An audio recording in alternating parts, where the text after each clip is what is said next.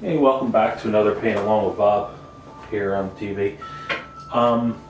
Starting out with a black gessoed canvas, white canvas covered with the black gesso. That was dry. Then covered that with an extremely thin layer of liquid clear, and then kind of wiped that off with a paper towel so we know it's just enough. And then went back over it with sap green, a little bit of phthalo blue, a little bit of Van Dyke brown to dull it. So you can see that I got this really dark canvas, but it has a green tint to it. Now, what Bob is doing in the video is kind of making swirls, and in the end, it kind of looks like a whole Photoshop cloud filter went over the whole painting, which is cool.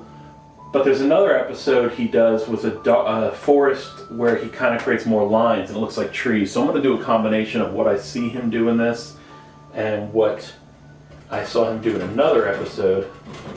Kind of just a combination. We'll see what happens with this, but we're going to just dance around some color in here.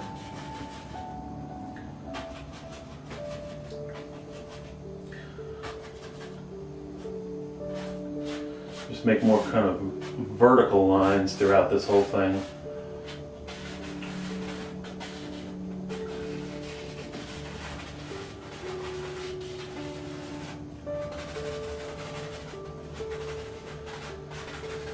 And I'm hoping that when this all blends, it'll look like more of just a deep forest going on,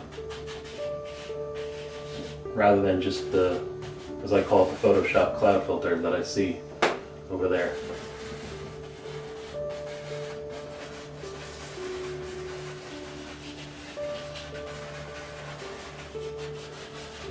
I just want this to be real kind of dark, and the idea of this whole painting is supposed to look like you are deep in a forest. Can't really see out of the forest. All right, so let's clean the brush now. Let's find a little brush today.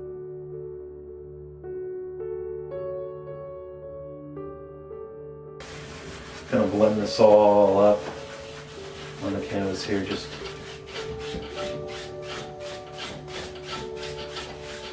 what I like about this style is how much you could just blend something into complete non-existence if you really didn't like something you did.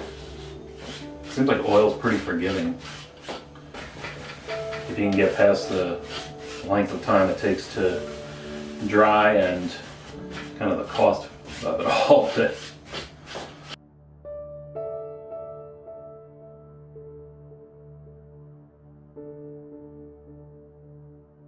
Just gently. You know what? I have this blender brush now. Let's go with that real gentle, like, just to remove any brush strokes.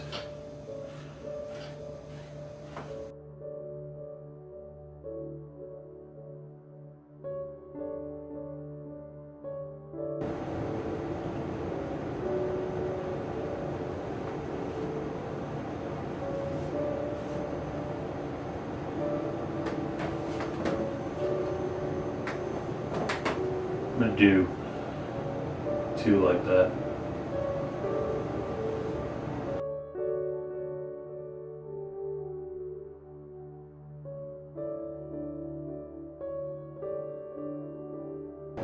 So with the highlight color, it comes in, kind of touches the side a little bit.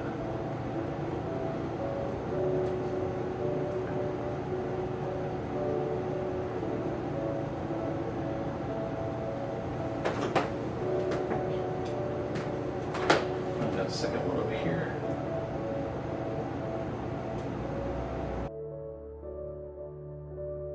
Blue.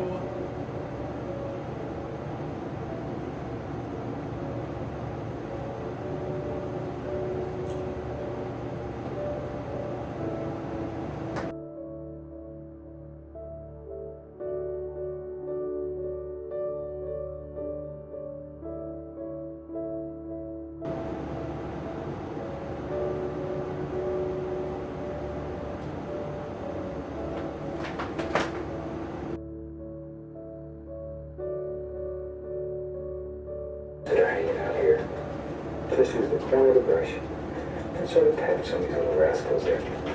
There. Just think about where little arms would stick out, little leaves would grow.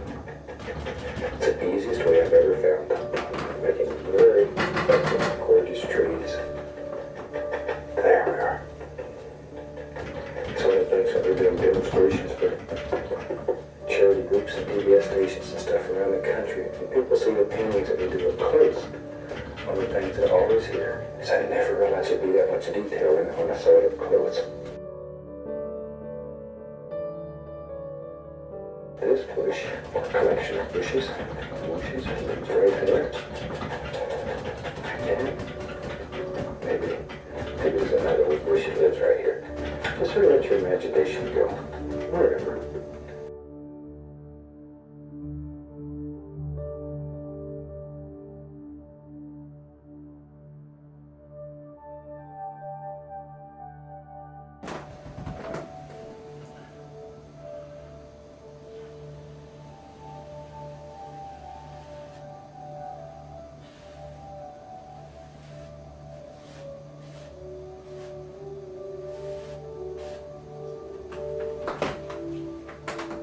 This side. At the bottom of this one, I'm going to bring farther down, so everything's behind it. Everything's behind it. This is a stronger tree, bigger. And it may just be that it's closer to you, and that's the kind of impression that we're trying to make here. This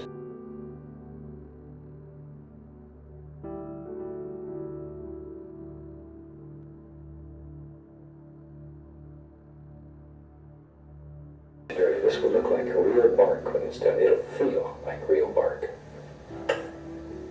There.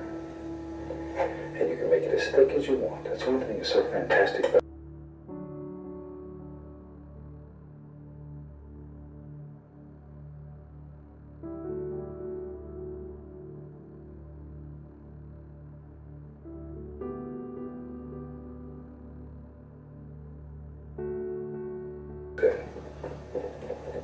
Alright.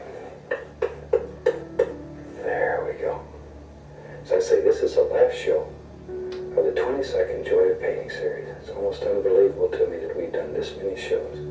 With 22 series, that means there's almost 300 half-hour shows. Whew.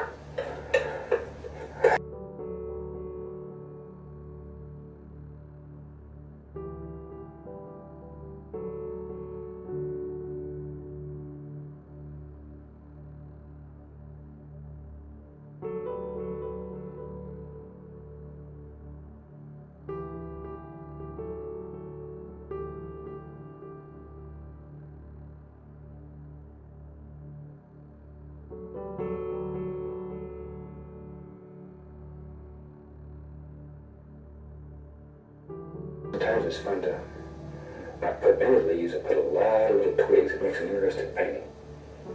But it would be too boring for you to watch somebody sit here for 30 minutes just putting leaves and limbs on these trees. So we'll just put a few in, show you how to do it. And then when you do yours, you put as many in as you want.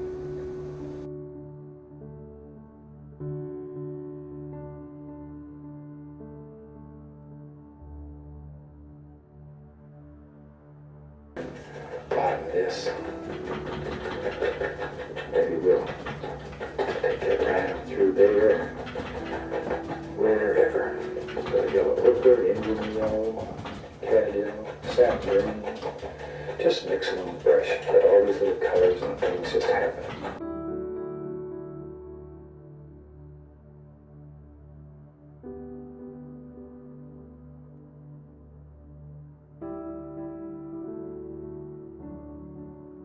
Okay, if you have trouble making the paint stick, add a little touch of the paint thinner to your brush. Just a little. There. See, here goes one right across the tree. There. Now this is really where the paint that you're putting on top of all this on the tree has to be thinner. If it's not, it's just going to all mix together.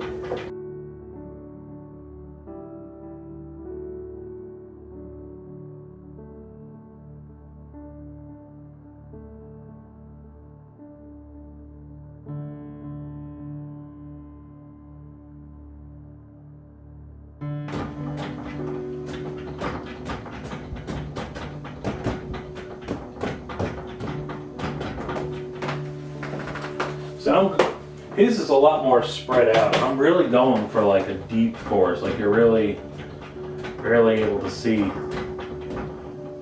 past all this stuff.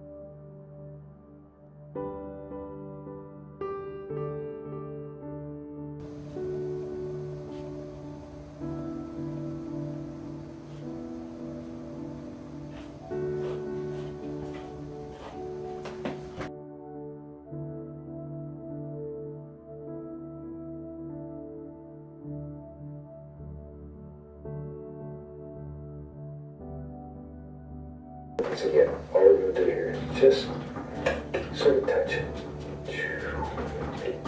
Like that. All right. Let's drop a few little branches in there. Don't want him left out. He needs some arms on him too.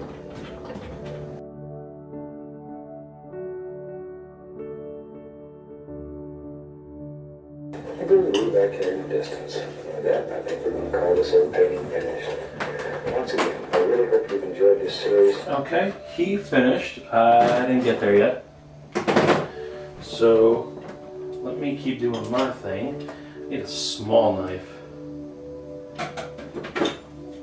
I'm gonna come back in and finish that thing, but I just wanna.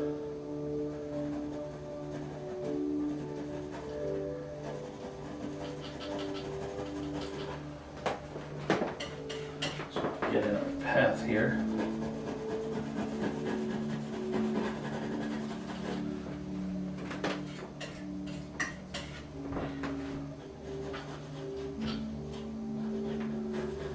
And I'll come back in and clean up around it.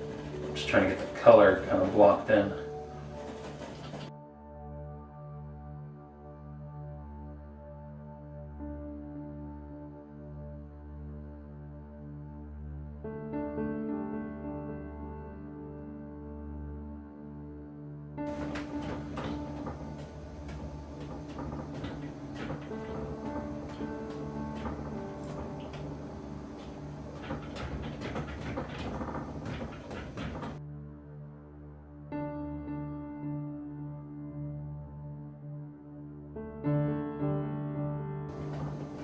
I actually don't want any of the solid background. I really want to be like you're catching glimpses of leaves on further back trees everywhere.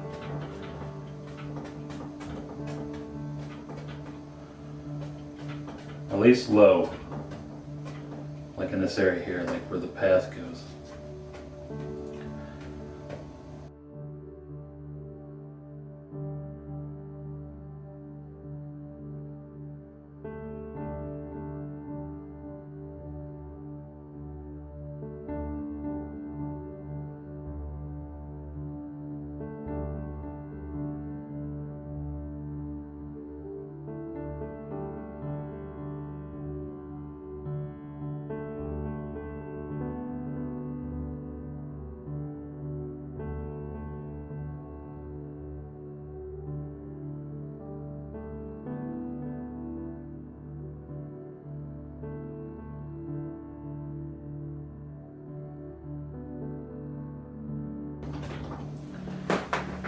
I think we're good. Let me get a shot of